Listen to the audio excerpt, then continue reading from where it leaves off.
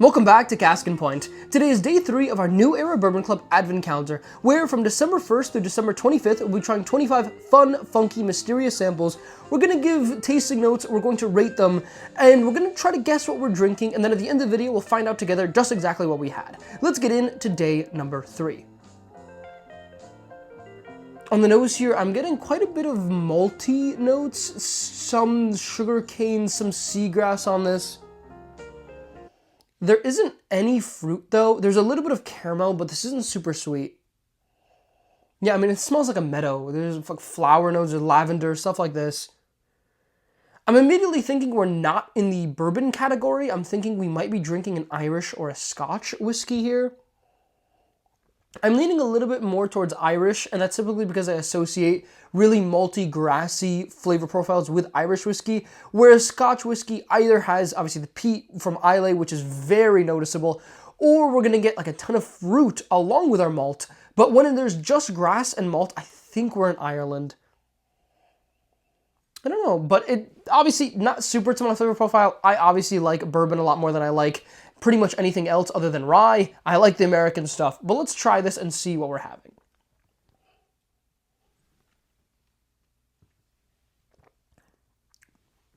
Okay. It's pretty straightforward. That's not a bourbon. I'd be surprised if it is. If it is, there's just a ton of malt in that, but I'm getting a little bit of chocolate, a lot of seagrass, a lot of these kind of meadow lavender flavor profiles here. It's definitely lower proof. We're not dealing in the 100, 110, 120. This is probably an 80 proof Irish whiskey, but it's not young. There is a little bit of oak here. And the thing is, oak is not really going to become obvious on an Irish or a Scotch whiskey, at least to me, until at least 15 years old. I think at the 9, 10, 12 year age range, I'm just not getting a ton. So it's either going to be a little bit older than that, or it's just a really nice whiskey that's a little bit younger. So like I'm thinking it could be like a Gold Spot 9 year, which is a little bit younger, but very good. I have had Red Spot and Blue Spot. I have not had Gold Spot before.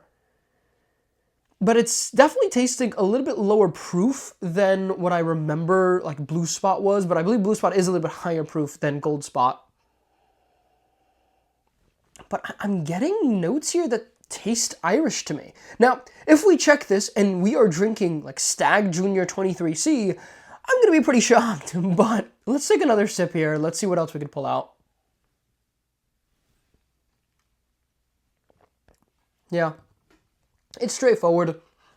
On this one, there's actually a lot less of the meadow, lavender, herbal flavor notes on this. Now I'm thinking this actually could be a bourbon. I'm still thinking it's just a low-proof Irish whiskey. I'm thinking we're drinking something like Gold Spot here. I don't really know my Irish whiskey super well to guess that much more, just because I've had the spots, and they're obviously very popular. Beyond that, I've had a few Irish whiskeys here and there, but really not too many. So if we're having something that isn't an Irish whiskey, then I should know better. But if this is an Irish whiskey, let's take another sip and let's find out.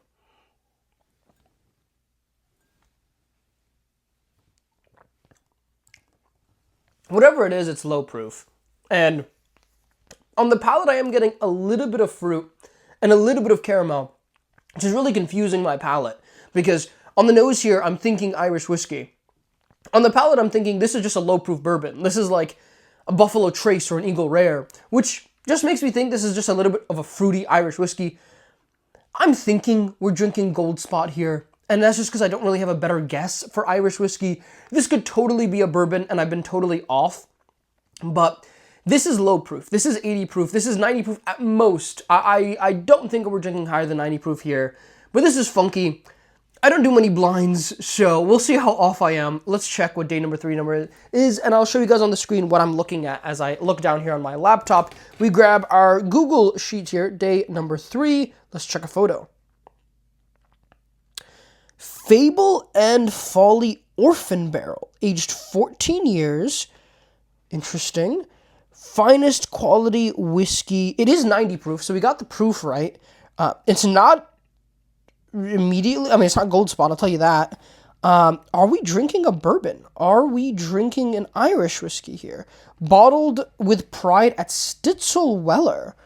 But is it a malt whiskey? Well, let's check. There are some notes here. So, reason for selection: due to its high price point and rarity, these are bottles that are slightly harder to convince yourself to buy and try. Married the last remaining stocks of Barterhouse, Forged Oak, and various rhetoric releases with a proprietary blend to create the expression, which pays homage to the original releases yet possesses a distinct profile of its own. This is a bourbon, which this isn't super surprising. I think towards the end there, I was picking up a lot more bourbon notes. It's definitely lower proof. I think the malt on this is going to be high. I'm going to put on your screen if I can figure out exactly what the mash bill on this is, but I'm leaning towards there has to be like 20% malt on this. It's not bad, and I am now also realizing, like day 2, I forgot to rate it before I checked it. I'm going to give this a 7.3. It's good. It's not great, but I quite like it. I don't think I'd pay anywhere in the $250 range, which is, I believe, how much this costs, but it's not bad. With that, I hope you have a lovely rest of your day, and I'll catch you all in day 4.